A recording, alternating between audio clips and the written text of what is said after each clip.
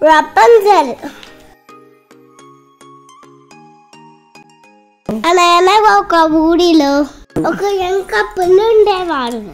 వాళ్ళ త్వరగానే ఒక చిన్న బేబీని ఇవ్వబోతున్నాడు. వాళ్ళ ఎదురింట్లో చక్కటి గార్డెన్ ఉండేది. కానీ ఆ గార్డెన్ లో ఎవ్వరు అడుగు పెట్టడానికి ధైర్యం చేసేవాడు కాదు. ఎందుకంటే ఆ గార్డెన్ ఒక మంత్రగతిది. ఒకరోజు ఆ గార్డెన్ లో ఉన్న కొన్ని లీవ్స్ తో ఒక మెడిసిన్ చేయాలని ఆ ఉమెన్ అడుగుతుంది. కానీ వాళ్ళ హస్బెండ్ చాలా భయపడ్డాడు. అయినా ధైర్యం చేసి ఆ మంత్రగత్త గార్డెన్ కి వెళ్ళి ఆ ఆకులను తీసుకొచ్చాడు. కానీ ఆ సమయంలో మంత్రగత్తి ఆకులను తీయడం చూసింది. వాళ్ళ హస్బెండ్ చాలా భయపడిపోయి ఇలా చెప్పాడు, ఆ ప్రెగ్నెంట్ మూమెంట్ మూలికల కోసం నాకు ఈ ఆకు అవసరం, నన్ను ప్లేస్ తీసుకెళ్ళనివ్వు అని చెప్పాడు. అప్పుడు మంత్రగత్తి ఇలా అంటుంది, సరే ఇప్పుడు తీసుకెళ్ళు, కానీ నీకు మొదటి పుట్టిన సంతాన్ని నాకు ఇచ్చేయాలి అని డిమాండ్ చేస్తుంది. ఏమి చేయలేక వాళ్ళ హస్బెండ్ అక్కడ నుంచి వెళ్ళిపోతారు. కొన్ని రోజుల తర్వాత బడికి ఒక అందమైన అమ్మాయి పుడుతుంది. కానీ ఆ సంతోషం ఎంతసేపు లేదు. అంతే ఆ పాప పుట్టిన కొద్ది క్షణాలకే ఆ మంత్రగత్తె పాపని వాళ్ళ నుంచి దూరం చేసి ఒక పెద్ద కోటలో ఉంచింది. ఆ పాపని అమ్మ నాన్నకు దూరంగా తనే అమ్మనని చెప్పి పెంచుతుంది. తనకి రపంజల్ పేరు పెడుతుంది. అలా కొన్ని సంవత్సరాలు గడిచిపోతాయి. రపంజల్ 13 ఏళ్ళు వచ్చాయి. తన పొడవాటి జుట్టుతో చాలా ఆకర్షణీయంగా ఉండేది. ఆ మంత్రగత్తి రపంజల్ ను ఒక పొడవాటి భవనంలో మందిగా ఉంచేది. ఆ భవనానికి డోర్ మాత్రం లేదు. ఆ మంత్రగత్తి రపంజల్ పొడవాటి జుట్టు ఉపయోగించి పైకి ఎక్కేది.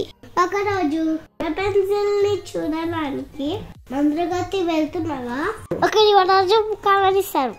ఒకరోజు మంత్రగత్తి లేని సమయం చూసి ఆ యువరాజు కోట దగ్గరకు వెళ్ళి రపంజల్ అని పిలుస్తారు. అలా పిలవగా పొడవాటి జుట్టు అతని ముందర వస్తే అది ఎక్కి అమ్మాయిని చూడడానికి పైకి వెళ్తారు. ఎంత అందంగా ఉందో చూడగానే రపంజల్ ఆ యువరాజుకి చాలా నచ్చేస్తుంది.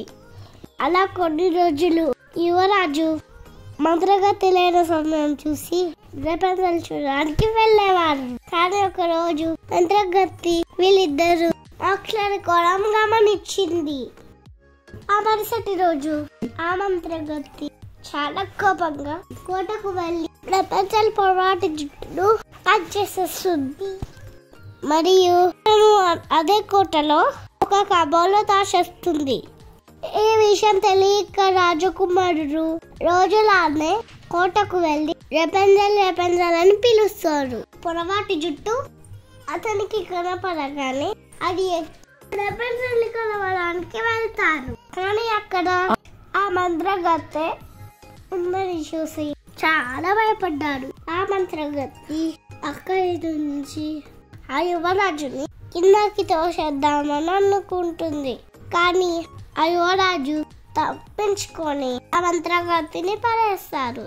ఆ మంత్రగత్తి అంత పైనుంచి పడగానే తన ప్రాణాలు వదిలేస్తుంది.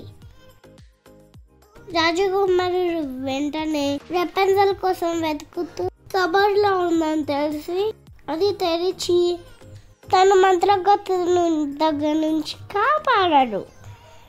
ఆ తర్వాత యువరాజు ఆ అమ్మాయిని తీసుకెళ్లి పెళ్లి చేసుకొని తన రాజ్యంలో సంతోషంగా నివసించసాగారు.